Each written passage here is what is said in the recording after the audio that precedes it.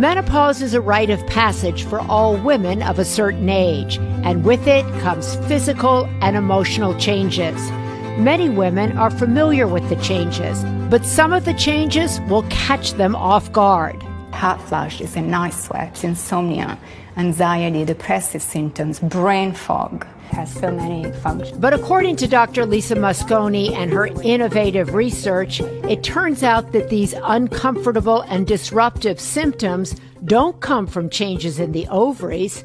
They come from changes in the brain. This is revolutionary, right? The idea that this is generated by the brain. It's not that it's new in terms of science, but it's new in terms of explaining to women this is what's going on. Women will go through menopause, and that is the end of a woman's reproductive life. And that's really only half of what menopause is all about. It does impact your brain and your brain health. This component of menopause has been completely overlooked. Her 2017 study was the first ever published about the effects of menopause on the brain.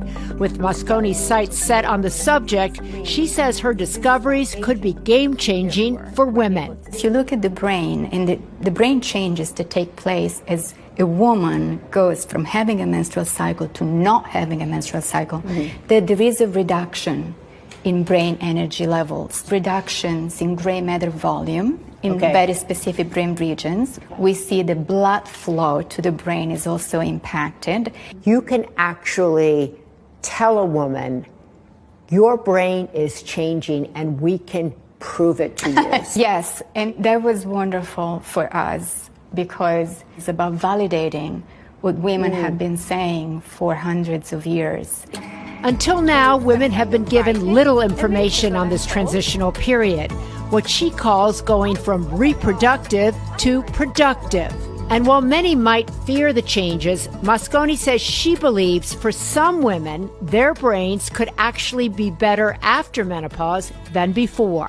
What we find during puberty and during pregnancy is that the brain actually shrinks.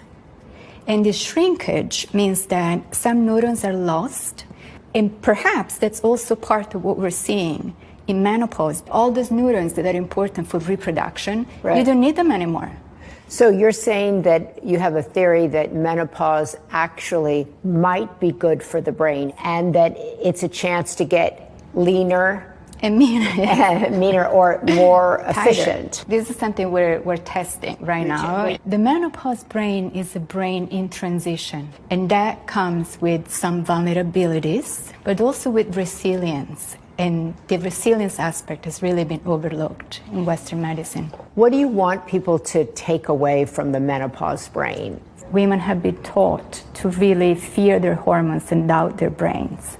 And that is unacceptable. The more women talk about menopause openly, the sooner we'll be able to come up with the information that we really need to make sure that all of us can embrace this life event without fear, but armed with knowledge and confidence. I think that's the main thing, armed with knowledge and confidence. And this book is called The Menopause Brain, but these symptoms start in perimenopause. So women will experience depression, irritability, lack of sleep, all of these things that they often go to the doctor and are given an SSRI because they're told they're depressed. Antidepressants. But this is a normal part of the perimenopause to menopause transition. This revelation about it being brain-centered changed treatment?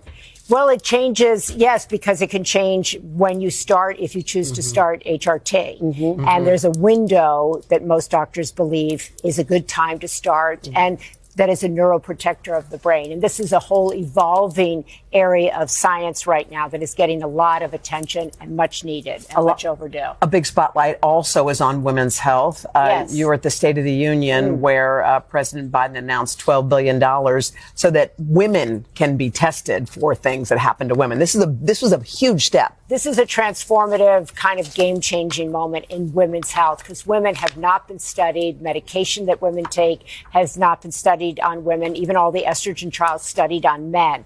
So this is going to right a health equity issue. This is going to bring women's research up to speed. He's going to sign some executive orders, some things he can get done, but this is also going to need congressional approval. But women deserve more tests, more research so that they can make decisions in their health journey based on facts. So it's studying women's issues, but Yes, also using women in studies of drugs that are for men and women. Studying women also, particularly at midlife, right, and beyond, which is so the time that women get sick, where many of the chronic diseases begin. It's hard to believe that a lot of these drugs are only tested on men. So they're like, estrogen? This is a health equity issue that's going to be righted. Yeah. All right, cool. Okay, cool. All right, Maria. thank you, Maria. Thank you.